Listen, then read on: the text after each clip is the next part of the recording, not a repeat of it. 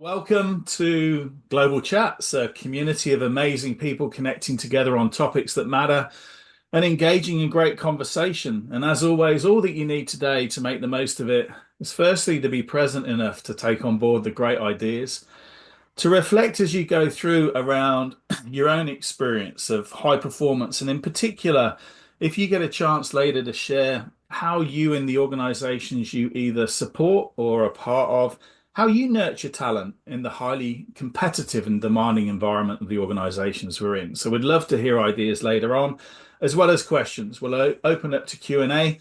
If you bring a pen, a piece of paper, capture some notes, or you can use Otter AI. Approve. If we've got AI live in the room, we'll have some great note taking as we go. And we also know from neuroscience that sometimes writing it down helps us to recall it better as we go. We are here and welcoming the CEO of Toku. I'll get Roland to do a proper and full introduction, but just to kind of give us a little taster of what's to come, I'm just going to share a little intro video around Toku and the amazing work that they experience in the world and that they're doing. Let me share for sound. Let's see if I can optimize for video sharing, and hopefully we will have this live and ready to roll. Roland, can you see the video up on screen? Beautiful. I will click play and here we go. It's often said that the eye is the window to the soul, and it's true. When you see the likes of myself as an eye specialist, I can tell a lot about your current health and future health by looking at the back of your eye. We know that 85% of cases of blindness and cardiovascular event are preventable if diagnosed in time. Our product is a platform of AI technologies that use images from the back of the eye, these are retinal images, to look at the risks of different diseases, including risk of blindness and risk of cardiovascular event. So more and more we're seeing a shift away from a reactive healthcare model, which is just focused on services and when people actually get sick and have these outcomes and events. We're seeing this shift towards a more preventative or proactive approach, where it's focused on actually preventing these events from happening in the first place.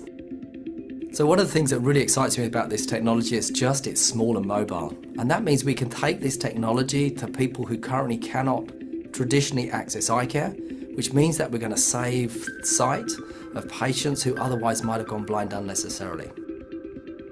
With artificial intelligence, we can provide the same level of clinical expertise anywhere in the world and identify the people who do need to be seen by a specialist and provide a pathway to secondary and tertiary care. 5% of people account for 50% of healthcare costs in the United States. And so the ability to be able to identify that top 5% is incredibly valuable for insurance companies, value-based care companies. And what that means is we can target support and resources to that high-risk population to actually lower their risk and in turn their healthcare costs. So we're not gonna stop at cardiovascular risk assessment or blindness. Our technology is growing every day and we are keep adding capabilities to our platform. We are looking at indications like kidney disease, Alzheimer's, working with other modalities like OCT and OCT angiography. Ultimately, our artificial intelligence platform will be able to provide the most comprehensive risk assessment report for a person inexpensively and conveniently. Nobody should go blind or suffer a cardiovascular event because of simply not having access to a simple test.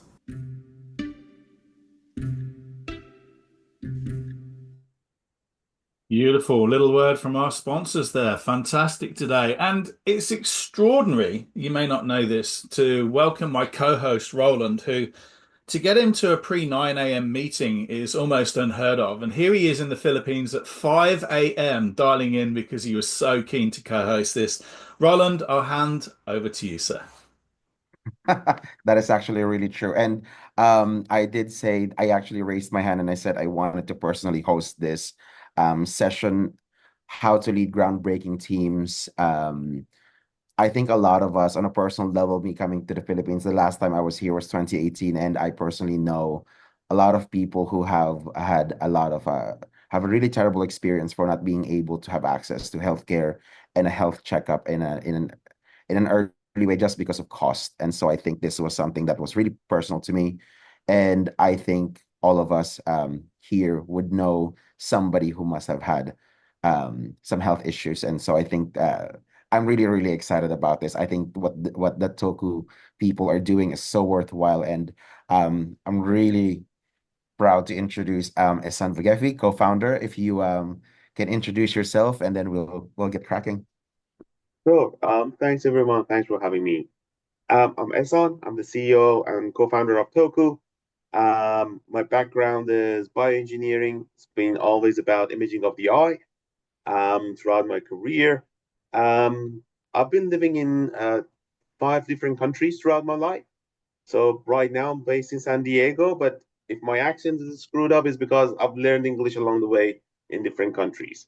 Hopefully, this is going to be a fun conversation.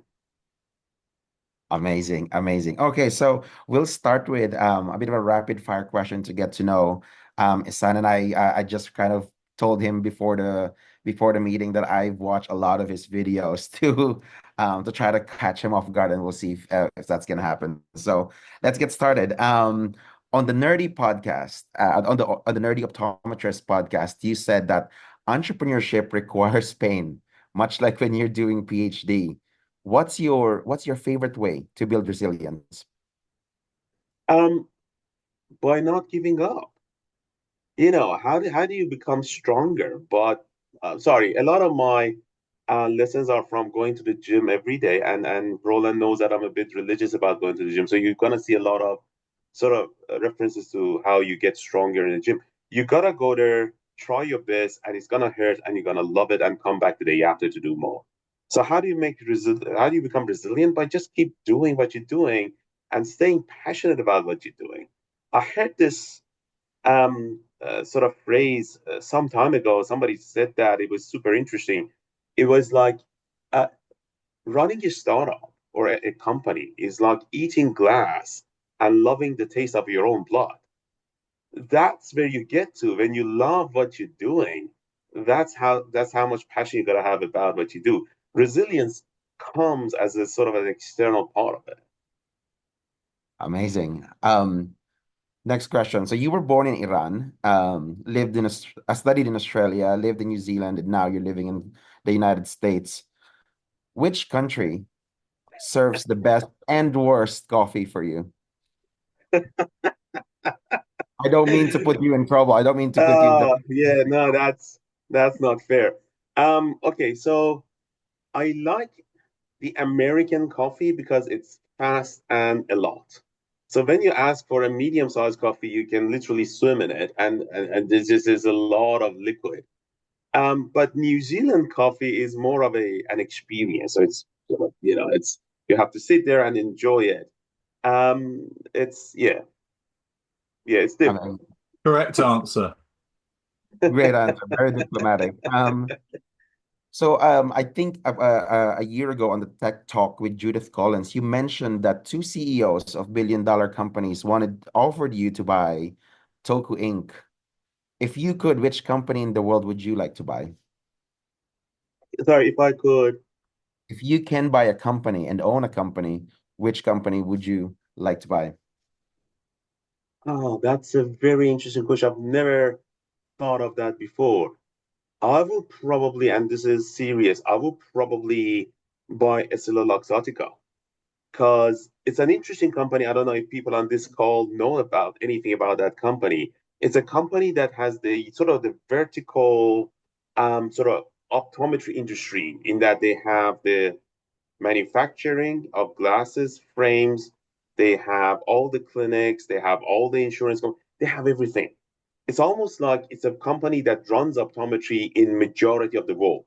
And you probably never heard of them. Maybe you've heard of them because recently they partnered with Meta slash Facebook for an interesting their product that bring into the market. But that's the company that you want to aim for. If you're trying to capture a part of a market, you might as well capture the whole vertical.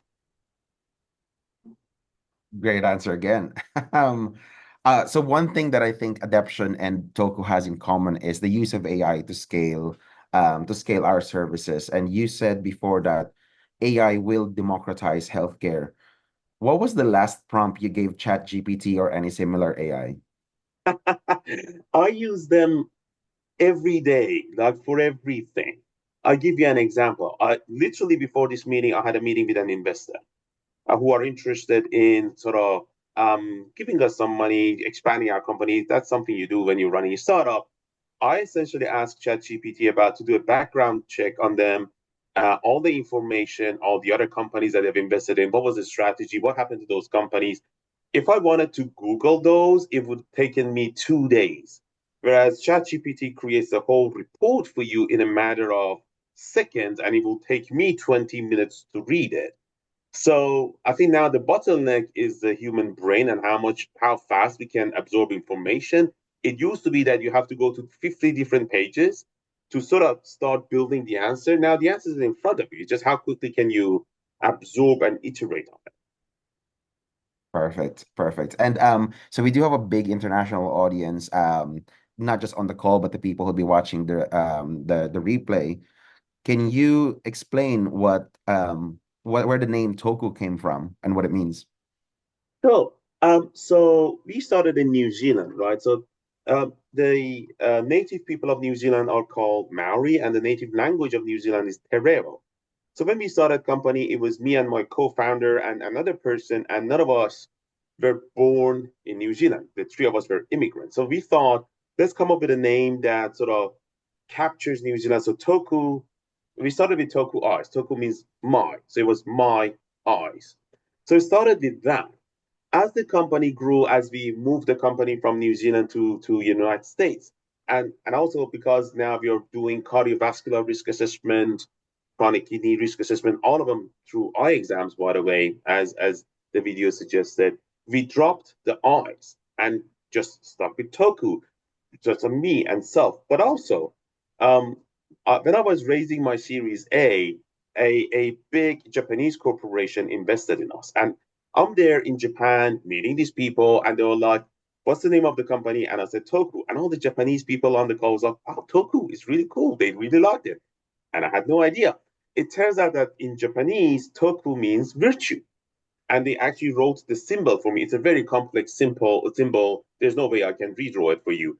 But they loved it. And just, okay, it's opportunistic. Let's just go with it. Myself and virtue. That's an amazing Doesn't mean definition. that I'm a virtuous person. I'm just saying. All right, lastly, what's your favorite exercise given that you woke up at 3 a.m. today to go to the gym? I squat 6 plates for reps. So that's my favorite thing. One thing, and again, this is for sort of serious note. Every founder, but it doesn't matter what you do. If you're a founder of a company, if you're a head of a division, you need to preserve your mental health. The way I do it is to go to the gym and lift the heaviest thing that I can until I cannot. Because if you survive I don't know, 300-pound bench press, which I often do, nothing during that day can hurt me anymore. So as you go there, I go there first thing in the morning, you do your thing, you ground yourself, and the rest of the quote unquote problems in the day are easy because you just survive not being crushed by, I don't know, 300 pounds. So that gives you a bit of a perspective. I love it. I mean, I think a lot of the people here who are in the L&D space are familiar with putting ourselves in heat experiences. So I think we're all in alignment on that. And on that, I think that's a great segue to Mark for his questions. Yeah, and for me, just lifting heavy weights is getting myself out of bed every morning. So I appreciate that, Eshan. I'm doing my own squats, just getting my feet onto the floor. Many of our audience are leadership development practitioners. They work with leaders, founders, CEOs, and other leaders. And a big part of their role is helping to really communicate the value of development, whether it's in the gym, physical and mental, or growing ourselves as human beings. So, as CEO of the groundbreaking company that is Toku, what's your role in setting the culture for the team and making sure they not only have the skills but the mindset to cope with the challenges? Because you can't take them all to the gym, right? That's private space for you.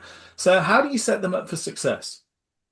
So define the vision for your team as clearly and simply as possible. Make sure I had this experience that was amazing. I went to Rocket Lab, the factory for Rocket Lab, and because I knew someone, and then I was talking to this engineer who never met before, and then I said, okay, what's Rocket Lab about? He explained, and for those of you who don't know, Rocket Lab is probably one of the leading space companies in the world that is sort of started in New Zealand, and that engineer told me the vision of Rocket Lab in a very short paragraph, very succinctly, and I was impressed. And I came back to Toku and I was like, we got to do the same. If I ask every single employee of my company, they should be able to tell me what's Toku about and how we're going to get there within like 4 or 5 sentences. That's how you drive the team. So in Toku, when you ask my people, it's like, what's Toku about? One sentence. We are in the business of saving lives. That's it. You set the thresholds. Like whatever you do during the day, if you're writing code, if you're doing paperwork, if you're doing admin job, we are in the business of saving lives. That's one thing. Number two, how we get there. We have two principles in Toku. And every time we meet, our weekly meeting, our monthly meeting, we bring up those two principles. And everybody now knows those principles by heart. What are those two principles? Number one, if not essential, don't do it. Every time you come to work and there's a task list, look at it. And if something is not essential, even if I, as a CEO, told you to do it, don't do it. Only do things that are absolutely essential. Principle number two, making mistakes is okay. Repeating them is not. So you're an engineer, you're an R&D person, you're a manager, that's fine. Whatever you do, it's okay if you made a mistake. Happens to all of us. Make sure that we take lessons from that and we never repeat that. So as a company, if we know where we're going and we know the principles that gets us there, that's how you align the entirety of your team. And I think that's a core part of our topic today, which is that those two principles. And I think it's I found it really interesting during our prep meeting that you talk about on a regular basis. You go to people's calendars and you call them. And I think we'd all love to have you go through all of our calendars and call meetings. Can you talk a little bit about that? Absolutely. So yes, one thing that I do quite routinely now is that, because we have access to our shared calendar, I go there and I cancel meetings. It's like if a person in my team has too many meetings, means they are not working and they are not aware of what's happening, what's happening in the rest of the company. There's just too many meetings gets in the way of doing the actual work. So I go through every meeting, all the meetings that are on the calendar, like, what is this meeting about? Tell me exactly what this meeting is about. Not a holistic thing. What are the issues here that was not covered last week or not covered in another meeting? And again, going back to the first principle, is this essential? You'll be surprised if you kill everything that is not essential, how many meetings you're going to get rid of. You'll be very surprised. If you just go to every meeting agenda and say, are these essential? If not, kill that. It just deletes the meeting. And suddenly everybody has 50% more time just because we are not talking about the things that are not essential. Sounds like the dream. Sounds like the dream. So my next question would be that, in an industry where you're breaking grounds and it's really new. For example, like I said earlier, that both Deption and Toku uses AI to scale things that are not necessarily that are quite difficult to scale. But the fear is that AI will displace people, in our industry, in your industry. Do you think AI will displace people? And I think you had a really good answer for this in a tech talk. Yeah, and so first of all, absolutely not. AI will not displace people. Somebody who knows how to work with AI will displace another person who does not, right? I mean, there are many examples of this throughout the history of our species. Think about the last time technology made a huge change. We started using computers, right? There were a whole lot of engineers, architects that used pen and paper and calculators and all of that. Computers came along. Did computers sort of got rid of those jobs? No. but it did get rid of all the engineers who didn't switch to computers and stuck with calculator and pen and paper. So AI will bring up a whole lot of new jobs, professions, and opportunities. Because what is a job? Job is an opportunity to offer something in exchange for money. That's what it is. There's going to be a lot more opportunities using AI. It's just the people who do not sort of progress, the people who don't catch up, are the people that are going to find themselves out of opportunity.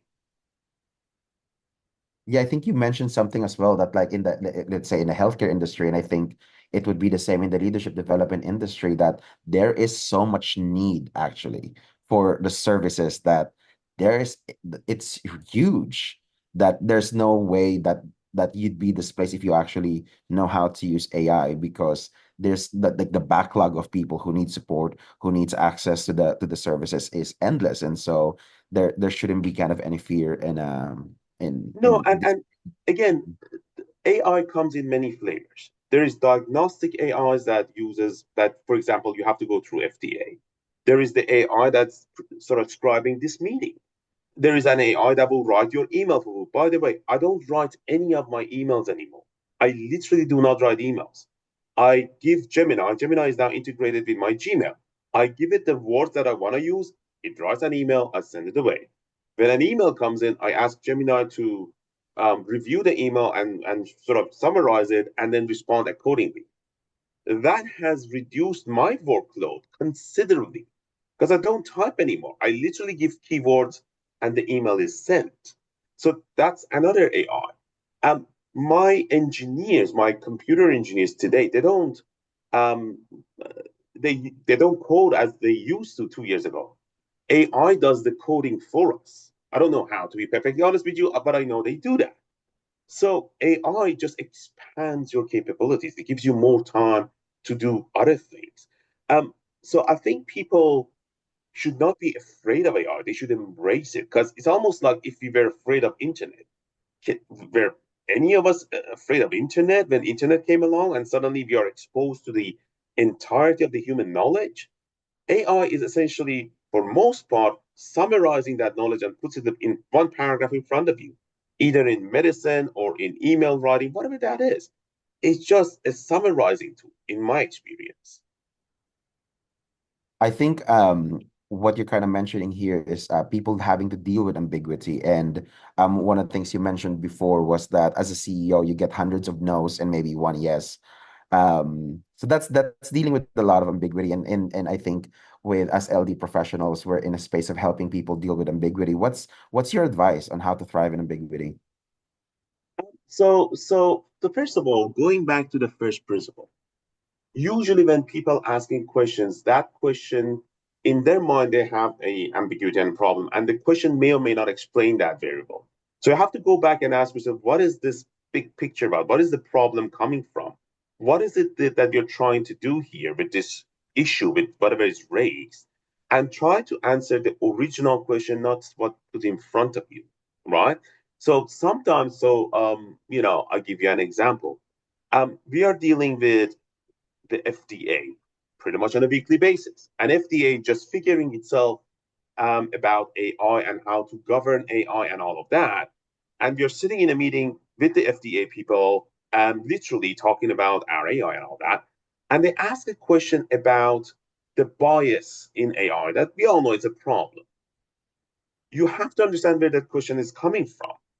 Instead of just trying to answer the question that is in front of you, you have to understand that they're thinking about implications in the real world. They're thinking about all the populations that are being exposed to technology, and then provide the answer that sort of answers the original question about this is how we do our clinical design. This is how we're going to ensure all of those biases are considered, rather than getting specific to that problem. So I think ambiguity is a function of not understanding where the original problem is coming from. I love that. I think we talk a lot about sometimes we confuse challenges whether they're a technical or an adaptive challenge, and but going back to the nature of your original problem sometimes it helps a lot with clarity and ambiguity. Um, so Toku Inc. has achieved some pretty big milestones in the last couple of years. I think for everybody in the audience, how we first found out about Toku Inc. is that we beat us as from the American Chamber of Commerce Exporter of the Year award last year. But when we saw the video of the company, we were both like, "Oh, that's fair enough. That's a really good mission that Toku is doing." But so you've been recognized for that work. You are now partnering with the biggest optometric provider in the U.S. and the largest camera manufacturer in the world. What's a pressing challenge that you're facing now, and how are you addressing them? So that's a good question. Um, as a CEO, you're asking me as a CEO, I guess. As a CEO, there are always challenges everywhere you look. It's funny because as a CEO or as a manager of a team, I guess, if a problem reaches you, it means that nobody else picked it up. So you ended up with the worst problems ever existed for your company. It's just the nature of things, right? But um, so, for example, one of the issues that we are dealing with is that the new administration in the US just changed a whole lot of rules. They just got rid of a whole lot of people at the FDA. Our timelines just got changed. Reality of life, so we have to adapt for that. Um, on the other side, we are dealing with very large accounts. So, one of our customers has 3,000 clinics. And going through all of those clinics and turning them on and monitoring performance, just the nature of doing business in this country just takes time and effort. And sort of now we have customers in New Zealand where we started same thing, different markets. So you need adjusting for different markets and all of that. And one thing that I guess what's sort of more related to leaders and managers, trying to keep your team in line.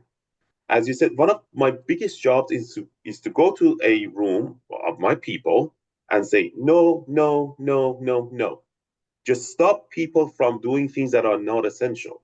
Just try to make sure everybody sticks to the mission because you're talking about educated, talented people that they want to do more, they want to contribute. But if you let your team to just go out there and do a whole lot of extra things, you're not achieving what you should be. You're not focused on the sort of main outcome that you want to achieve.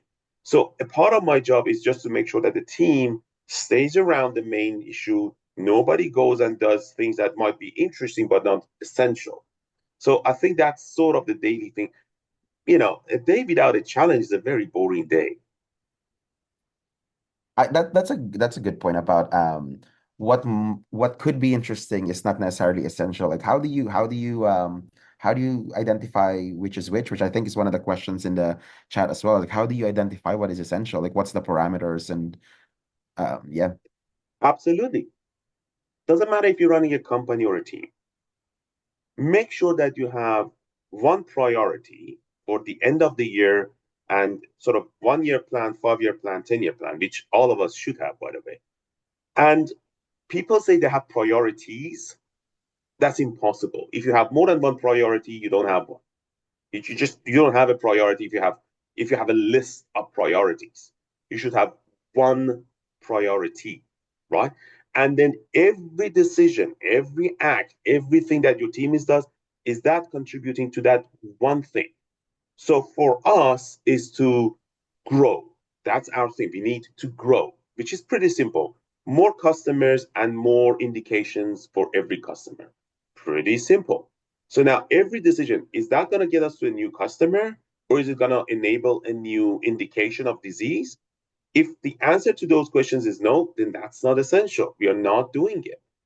Simple. It's really simple if you break down your team mission to one statement, to one priority. What I see is that a lot of teams try to achieve several things. They want to be growing and be the best and be the fastest. Never happening. You need to pick one, but do that one thing extremely well. That's how you succeed in this world. Amazing. And you mentioned a lot the word team there, and that you're surrounded by people that are very like, highly educated, especially I think in your space where I was watching some of your interviews of the level of because a lot of them are clinical researchers and practitioners, and you yourself I think have like 10 patents or something if I remember that correctly. Um, how do you attract talent, and what traits do you look for and highly value in your team members? So that's a very good question because success has a very high correlation to your team, the team around you. Nobody becomes successful in vacuum. People look at, all the names that we know, Jeff Bezos, Elon Musk, these people that have achieved a lot, for good or bad, but achieved a lot during their career, and they see one person. They forget that every single successful person has a whole team that enabled them to get there, right? The whole team was successful, right? So it's all about the team. So the biggest job of a team leader or CEO is to gather talented people that are right for the job in that point of time. And it is important, by the way, because the right person today may not be the right person tomorrow. For different phases of your team, different people will be filling different roles. That's just how it is, right? So the point that I was making, the best team, what are you looking um, uh, for the team that you're attracting? To me, grit is number one. You have to have grit. It really doesn't matter how talented you are if you don't have grit.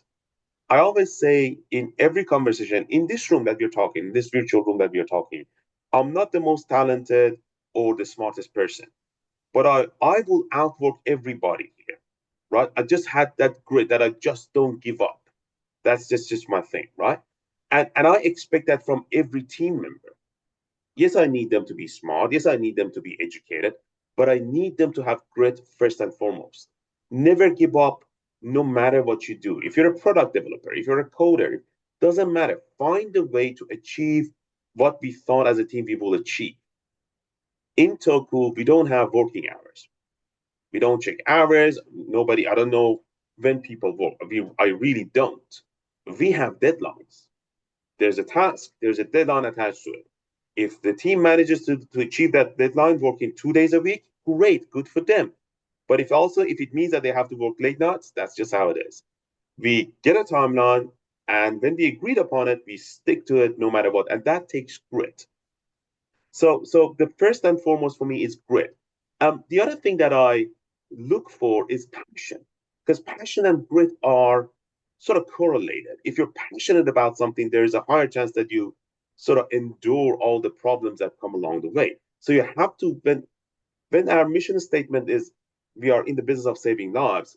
If you're passionate about that, if you're a coder but you're passionate about saving lives, you're joining us. And every new team member that comes and joins us, I'm very clear with them. And by the way, I meet every single person that joins Toku. I may not be the line manager of many people, but I know every single person that works for me. And in the first meeting that I have with them, I'm like, I'm not expecting you to work 9 to 5. I'm expecting you to work whatever is needed because that's what I do. And I'm expecting that from every team member. And if that's okay with you, and if you're passionate about what we do, well, come on board. So you set this standard and you go, and then the team knows what's expected of them. I think this is where we're getting to the crux of leading groundbreaking teams, that it's high pressure, it's high demand. It's a really important mission and getting people right for that team. And I guess on the flip side of that, and for us, especially in leadership development, is that how do you as a CEO ensure that your team do not burn out? How do you ensure that you do not burn out? And how do you make sure that there's space for people's well-being and not grind themselves to the ground with their own grit, essentially. That's very important because at the end of the day, for team to succeed, every team member should have a sort of mental health. They should have the ability to breathe and just relax a bit. So every now and then, and again, that's one of the things that we do. Every now and then, I force people to leave and say, just take a leave. Just I don't want to see you. I don't want to hear from you. You need stop working. And we have few people that I have to force them to go on a leave. Literally, I have to say, I don't want an email from you in the next 2 3 days. Leave, right? We have people like that again because they joined the team because I chose them for that sort of characteristic trait. It's like I need them to have a grit, but at some point, to your point, I need to stop them. So obviously we don't have book leaves, right? We don't have a system to track leaves because we don't track hours. We don't track hours, we don't track leaves. It doesn't matter if you can work 48 hours straight, good for you. If you want to take 48 hours, good for you. I don't necessarily care. But at some point, I know people are working too hard. And it's like, okay, now please just take a break. And that sort of comes in sort of how well you know your employees, how well you know your team members. Right now, because we are a smallish team, we are only 25 people. That is manageable. At some point, it may or may not become manageable, and then they need other systems in place. But right now, I know exactly how much work every person is doing. So yes, there are points that I'll have to intervene and say no more work for you for the next I don't know how many days. Yeah, Mark sends emails while he's on holiday, so I don't. What's a holiday? Exactly, what's a holiday? You said this during our kind of prep meeting, and I really thought it was interesting, which is you said that your loyalty is to the team, not to individual team members, and which kind I feel like could be like a bit of a shocking statement to people in our space. Can you kind of elaborate on that? Let's be very clear. Your team is not your family, right? Let's be very, very clear. Your responsibility is not to employ your team members. Your responsibility is for the team to succeed. And if that means that, sometimes you have to be changing team members, sometimes you have to, just say, hey, I'm going to bring a new person in, or, we don't need this position anymore. That's absolutely fine because you're trying for the team to succeed, right? Sometimes people make mistakes of thinking, I'm sort of in charge of these people, so I'm responsible for keeping them employed. That's not how it works. You're in the business of making the team successful, and team is not a list of people. A team is an entity of its own. The company is an entity of its own. When a company succeeds, it's not a list of people that succeeded, it's the entity that succeeded. So again, I've seen many times, and I made that mistake, that you're becoming too committed to individuals, and that ends up costing you in the long run, rather than no, the team needs this, and it may or may not change few roles. That's fine. That's the nature of what we do. I'm very clear with my team that at some point I may not be the right person to run the company. I'm absolutely happy with that idea that at some point, somebody will come in and say, hey, you're not the right CEO anymore. We need you to step back. Absolutely happy with that because I believe that at some point the team might do better without me. So it's been how long has Toku Inc. been operating now? And my I question think would be, 2019. it's not that long. It's not that long. Like during that period, what would you say is like the worst advice you've heard? So first of all, 5 years ago, I didn't have gray hair. So time is a relative thing. You can age a lot during 5 years. But the worst advice, that's a very good question. Um, oh yes, I think when I decided that we want to leave New Zealand, i.e., I want to move the company to the United States, there were a couple of our investors that were just questioning us, like, why do you want to leave? You know, maybe you want to go to Australia, that's a bigger market, and maybe you can succeed there and that sort of thing. And I was like, no, we're gonna go to the biggest market in the world, that is the United States. And we want to be, and when it comes to healthcare, it is the largest market in the world by volume and dollar amount. And we're going to succeed there because if you succeed in the United States, you succeed everywhere. That's just, the nature of doing healthcare and business. And so a lot of people question that and they sort of thought that that's not the best move. I ended up doing it because it was the right thing for the team. And again, that's one of the probably other sort of side advice. If something is right to do for the team, don't listen to anybody else. Do what is right for the team. At the end of the day, your team is your responsibility, not satisfying somebody who gave you a piece of advice and you think that they know a thing or two more than you, which they might. It's just they don't know your team as well as you do. And now you guys are expanding in the Middle East and Asia, if I'm not mistaken. So Correct. We are that's literally, yeah, exactly. We have two deals that hopefully we will announce in the next few weeks. one in Asia, one in Middle East, and these are large deals. And again, it would have been possible if I wasn't sitting here in California. Yeah, I think that's a lot. That's my questions. I'm gonna hand you back to Mark. Beautiful. Thanks, Roland. Thanks, Ehsan. Absolutely fantastic. And I mentioned earlier, just a little primer. I'll pop a question into the chat to get us all just to contribute to the wisdom of the crowd here around how do we nurture talent in a highly competitive and demanding organization in just world context. Would love some insights as to what people do to set their teams up for success. And while we're answering that question via the chat, think what questions would you love to ask, Ehsan? So just feel free to unmute and share as people are capturing their reflections into the chat. If there's no questions that come from the audience, me and Roland will dive in and ad lib, or we'll get Ehsan to self-coach in front of the audience. But I'm sure there's some burning questions out there. So, Jared, you ready to roll? Yeah, Ehsan's he's still sitting there, so that's a good sign.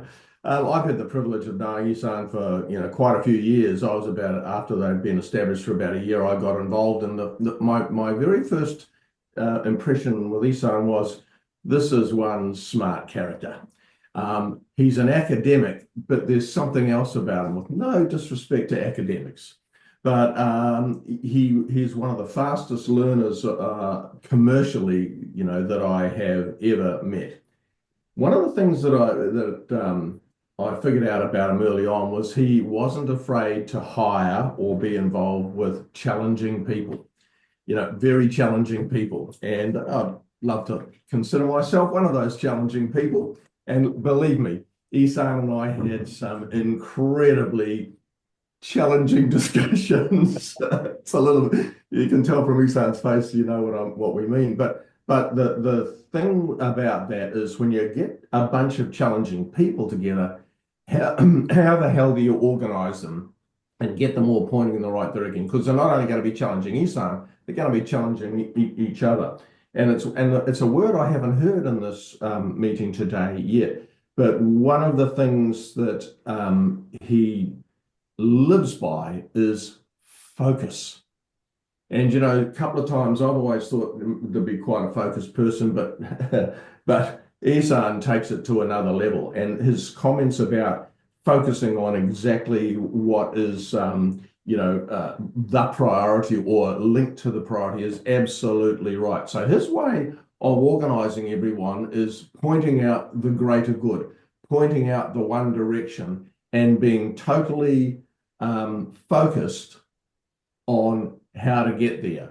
And he would listen to everyone's opinion, but at the end of the day, he was never afraid to make the decision and take the decision on what we're going to do, particularly about moving to the US. And then secondly, about what area, is it really all about eye disease, or should we be focused on some much more significant contributors to healthcare than eye disease, with due respect to eye disease? And so that focus is something that he might not use that word, but that's something that he lives by, and to me is one of his most impressive traits. Grit, without question, but I'd overlay that with focus. And I think that's important for everyone in an organization, particularly in leadership, is how you get to that point of focus, how you communicate it, and how you line everybody up for the greater good. So, Ehsan, how would you respond? So, how do you deal with challenging people and get the very best out of them, and that build around focus that Jared so warmly acknowledged in terms of being like a key life skill that you have? Well, first of all, thanks, Jed.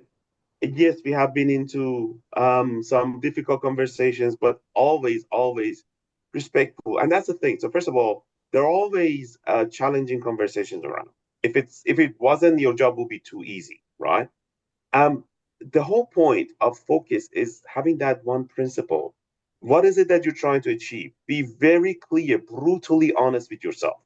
I'm trying to achieve this, say, by the end of the year. Give yourself a deadline and a task. And everything else literally doesn't matter, right? So for me, I want to take my business to X number of clinics by the end of the year and achieve another sort of FDA approved medical indication. That's my thing, right? That's what I want to achieve this year. Nothing else should come between me and that. And everything that we do, everything that we decide should be towards that. If honestly, if you're planning a company lunch, literally, I'm not making this up. If you're planning a company lunch and people are going to have fun, how is that going to contribute to us expanding to those number of clinics by the end of the year? That's the question you got to ask yourself. So yes, it provides a bit of a mental relief for people. Get them together, team building.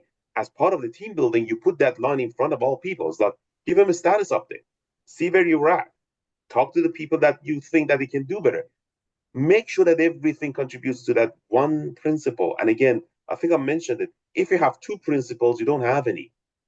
You need one thing that you live by every day. This is my thing that I'm going to achieve this year. So that gives you clarity. And when you have these sort of difficult conversations, and again, it's nature of life, it will happen to all of us.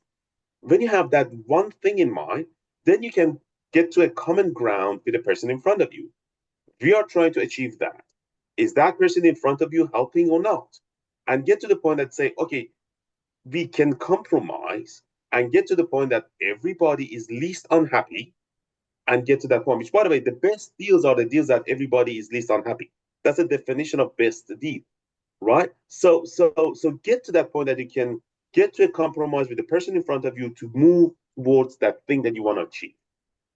I think maybe for some people that might sound kind of extreme, but last year we actually released an insights report that leaders say that the number one challenge that they have is the lack of focus and the lack of priority and clarity. So I think the people might not know it, but they really, really experience the need for having that I focus and am I clarity. am surprised because now I'm sort of advising a few other startups. I'm surprised by the lack of focus in all the organization that I see. Everybody seems to want to achieve everything. And that's just not going to happen. It's almost like, again, if I go back to the gym sort of mentality, it's almost like you want to bench press and squat at the same time. Well, you're going to fail both. Just pick one thing and do that one thing perfectly. I'm I'm looking at the chat. There's a good question. If you don't mind, I'm just going to take that. It's about the metrics of high performance people, and again, that all comes down to that focal point that you have. So when you have a sort of a milestone that you have to achieve, and you've set it for the entire company, this is the milestone, and you give yourself a deadline, then the performance of everybody is assessed against that. So, for example, you want to get to 2,000 eye clinics by the end of the year. I'm making that number up. But what does it mean for the engineering team? The engineering team has to scale this, for example, the cloud computing up to a certain scale. So when you get to 2,000 clinics, your system doesn't crash. So now that then leads to the rest of the team performance. So every single person gets a performance metric that then contributes to that scale up, that then contributes to that one single milestone that you have. So don't give people arbitrary milestones and metrics. That's not helpful. Start from the top, break down that top performance metric to teams, and then break it down to the individual person. Makes life a lot easier. Um, so then there's another question I'd like to take that if you don't mind about HR department. You gotta have an HR department for legal reasons. And then you absolutely should not use them for anything other than legal reasons. So I think a manager makes the mistake of thinking that I have an HR department and they're gonna deal with the human part. No, HR departments are about dealing with the resource part, not the human part, right? Um, they are in the business of making sure that the forms are okay, everything is according to the law and all of that. The resourcing part. The human component, you cannot outsource to somebody else. You as a manager, you are responsible for the human factors of your team. Don't try to outsource that to an external party called HR. HR is there to take care of all the formalities, right? So culture building, knowing that somebody just had an incident at home, I know everything that happens to my employees. Somebody had their valves in the hospital last night. I knew about it and I followed up with them today. I knew that, right? Because I'm involved with the human side of my people. So, do we have an HR? Yes. Do we use it as people management side? Absolutely not. That's my job.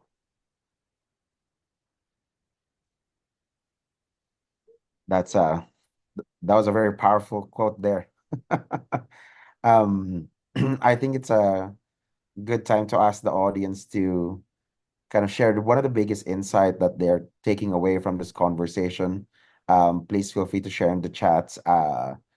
I think sorry, I was speechless with that with that quote. So maybe we'll give the audience a minute or two to reflect on that. So as you guys know, with global chats, we're very much around provoking thinking and inspiring action. So if the audience can take some time to reflect on that and put it in the chat, that'll be great.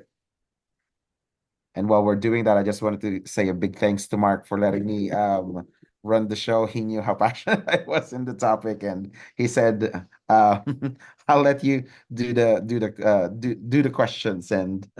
And thank you as well, San, because we've had a lot of questions, but you answered all of them. Beautiful. I know we've got a rounding question from Roland at the very end. I've got a personal one I'm really interested in, Ehsan. What is success for Toku and for you by the end of 2025? Like, what's the absolute driving dream for you? If you'd nailed it, that you'll just be like, yes, we have smashed it out of the park for 2025. So without giving too much details and because we don't have an NDA in place with everybody here, so I can't give you the sort of big details. So the there's one metric that I'm focused on, and there's this very large corporate account that everybody in this room probably have heard of them, and we are trying to capture that, which makes us the most used AI in the eye care industry by the end of this year. That's what I'm going for. And when we achieve that, I'm going to be very happy. It's all about utilization. When you're in the AI industry, it's all about utilization. How many people your AI sees? That's all it's about. And again, the field that we're in, we're dealing with large corporate accounts. So if I capture that one corporate account that we are working on before the end of the year, that will be achieving everything that we talked about. Because again, that means that we will be seeing millions of people, hopefully in the new year, and that's what we're striving for. Again, I see a lot of people putting good thoughts on the chat. Toku is about saving lives. To save lives, you need to be in as many clinics as possible, which means that you have to capture all of these large corporate accounts. So again, no one thing that you try to achieve, everything else sort of comes on out of that. Beautiful. Thank you, Ish. And thank you for the reflections, the insights, the actions that have been committed to. No one's picked up on the early start of 3 a.m. in the gym, Hashan. So not for everybody, but there's lots of insight and thought provocation that's occurred today, both through the questions asked and your great reflections. So really appreciate that. Small plug for the future.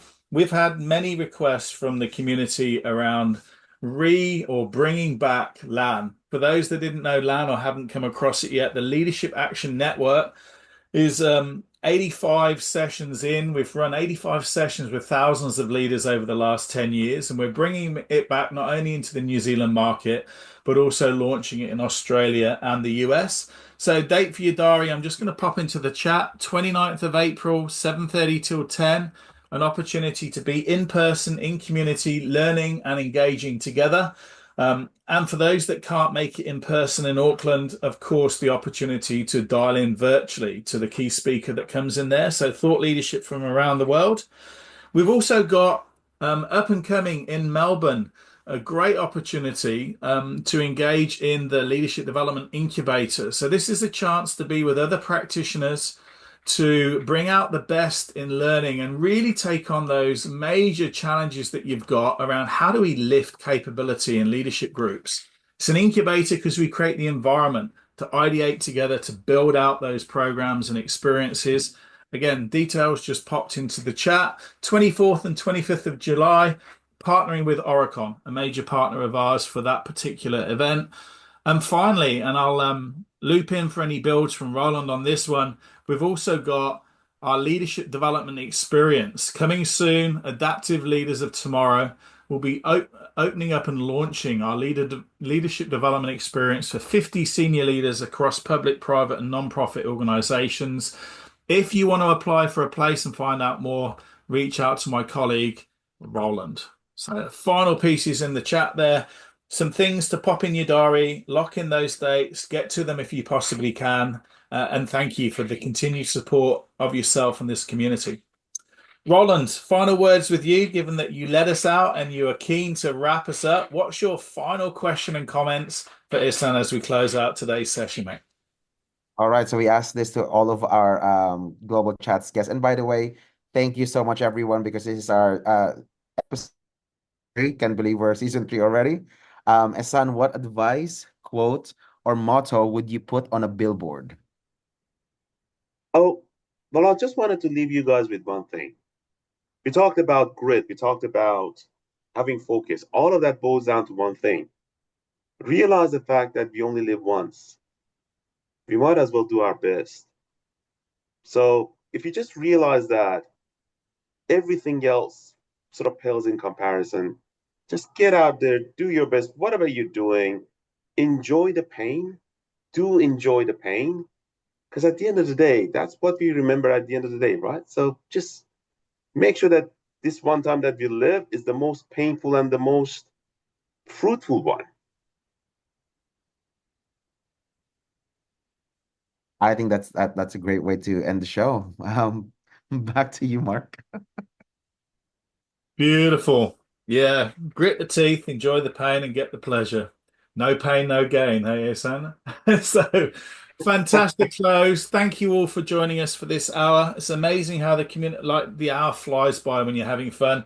I know, Ehsan, you're off on flights to different parts of the US as you continue to build the mission to make a real meaningful difference in the health of people's lives around the world.